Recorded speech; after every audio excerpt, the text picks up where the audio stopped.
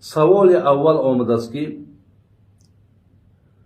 قرآن اگر ما در گوشمان میگذاریم و خواب میکنیم یا در جای کار میکنیم ولی در گوش همون همون نوشنیکا قرآن میخواند، آیا اجازت هست یا نه؟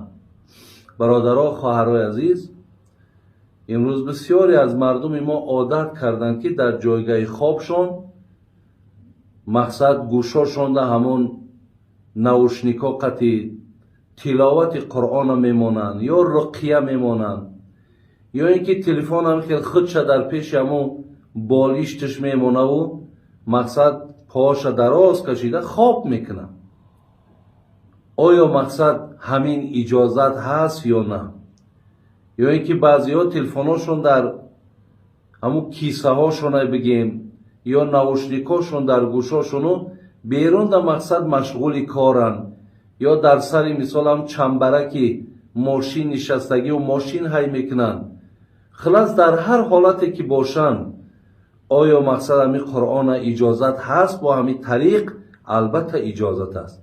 چی در جاگاه خوابتان باشین، چی در سر چنبرک ماشین باشین یا چی مقصد همچو یک مسافر در همون ماشین های پاییز های سمالیات های اتوبوس های در کجایی که باشین یا اینکه در جاهای کارتون مقصد هستین گوشاتون ده هست قرآن گوش میکنین، هیچ باکی ندارد. در همه صورتش اجازت است. اگر چند شما طهارت هم که نداشته باشین، یعنی حتی اگر طهارت هم که نداشته باشین شما قرآن در گوشاتون مقصد گوش کردن ده حق دارین. حتی قرآن شما در حالت بی طهارت بدن تونم از یاد اگر دانین از یادم که بخورین اجازت است. فقط قرآن خودشه همون کتاب آدمی که در حالت حیض باشد، زنها یا زنهایی که در حالت نفاسن یا مرد زنهایی که در حالت جنابتن یا طهارت ندارن همون کتاب خودش قپیده نمیتونن. ولی آدمی که به طهارت باشد مقصد قرآن خوانده همه تا از یاد میداند، از یاد چند سوره را میداند، به طهارت هم که باشد همون را زمزمه کرده و کارش کردن بگیرد، اینش هم اجازت است. فقط برای زنهایی که در حالت حیضن یا در حالت نفاسن یا نفرهایی که در حالت جنابت باشیم این حالت در حتی همون قرآن قپیدنش هم اجازت نیست، خواندنش هم اجازت نیست. خداوند نگهبانتون باشه. سوال دیگر، مولای محله ما میگد که با تن جنوب یک روز یا 2 روز اگر مقصد باقی هم بمانی هیچ زیانی نداره.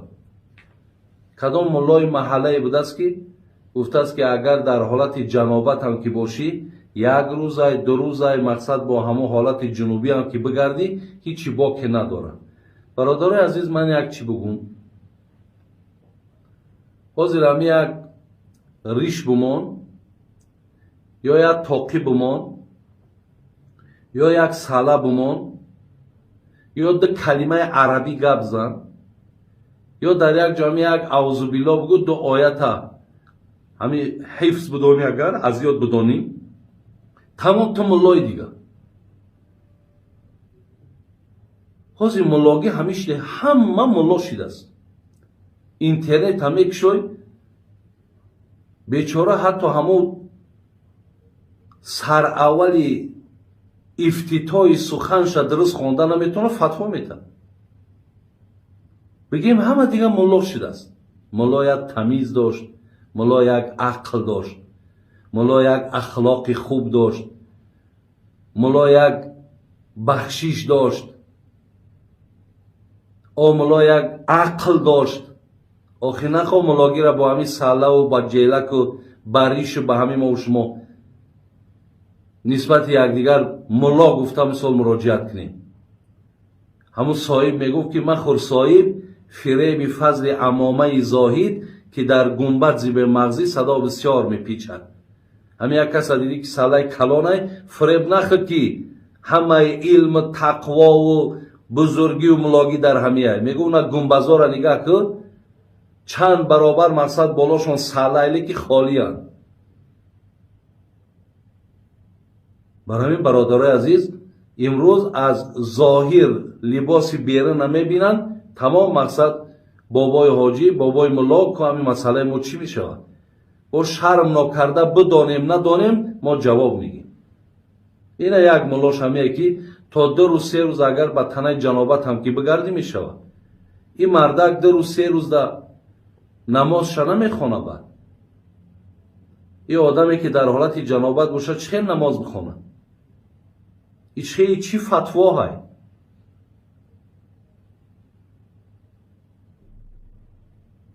барои ҳамин бародарои азиз ва гиромӣ, мо ҳадис дорем дар ҳамин мулло агар яке ба чизе дарафт, абу довуд ҳадиси 327, имом насоӣ ҳадиси 261, ҷаноби имом аҳмад 1290. аз ҷаноби алӣ разияллоҳу анҳу аз пайғамбармон оварданд ки пайғамбармон гуфтанд: ла тадхулу лмалоика байтан фиҳи суратун вало калбун вала ҷунубун. малоика дохил намешавад дар хонае ки сурат бошад, саг бошад ё нафарҳои ҳамун хонавода дар ҳолати ҷанобат бошанд. дар ӯ хона мурод аз малоика малоикаи раҳматай. яъне ин малоикаҳо мега дохил намешаванд. барои ҳамин бисёр хуб мешавад ки бародарои азиз сурат мегем, ҳар суратҳои нафареро дар хонатон овезон накунед. биен алҳамдулиллоҳи раббил оламин, чӣ қадар имрӯз мисол сай ба сӯи таълимай, илмай, фаҳмишай, бин чӣ қадр пешравиҳоай. мо дар ҷои ҳамун суратҳо биёрем суханҳои мисол бисёр бо ҳикмати донишмандҳоеро ки чӣ суханҳои зебо гуфтанд, ё ин ки мисраҳои шеърира мо метонем, ё як маънои оята, як маънои ҳадисай дар ҷои ҳамун суратҳо овезон кунем, то ҳамонҳоро рӯзи дароз худотон, фарзандотон ки хонданд ҳам савоб мегирем. ё дар дохили хона, мисол вақте хона мегем мурод ҳавлӣ нест, мурод дар нами сексия да бигем. саг гирифтанам иҷозат нест, ҳавлӣ бошад майлаш. ва ҳамчунон одаме ки дар ҳолати ҷанобат ҳам ки мешудааст, ҳамидам иҷозат набудааст дар хона дар ҳолати ҷанобат, зеро малоикаҳои раҳмат дар ӯ хона ворид намешавад. аз ин лиҳоз шумо бинед бародарои азиз, дар се ҳолат ана чӣ бигем, яъне ҳолатҳое ки пайғамбар мо вақти ҳамхобагӣ мекард, пеш аз ҳамхобагиш якум ғусл мекард, яъне овозӣ мекард, меомад мақсад бо занаш ҳамхоба мешиданд. агар бародари азиз мисол маротибаи дигарам хоҳӣ ки хонадорӣ кунӣ, ин ҳолатда боз метавонӣ биёй мустаҳаб кунӣ, яъне як бор пешобта дур мекунӣ, мустаҳаб мекунӣ, миёй дафъаи дигар боз метавонӣ ки бо ҳамроҳи мисол хонумат ҳамхобагӣ кунӣ. вале одаме ки таҳаҷҷудхон бошад бояд ҳатман ғусл кунад. одами намози бомдод мехондагӣ бояд ки мисол ғусл кунад. аз ҳамин лиҳоз агар ба шарти ҳарчи агар имконият даст додагӣ бошад, чӣ қадар барвақташ аз ҳолати ҷанобат берун шудан барои мо ва шумо бародари азиз хубай ва хайрай.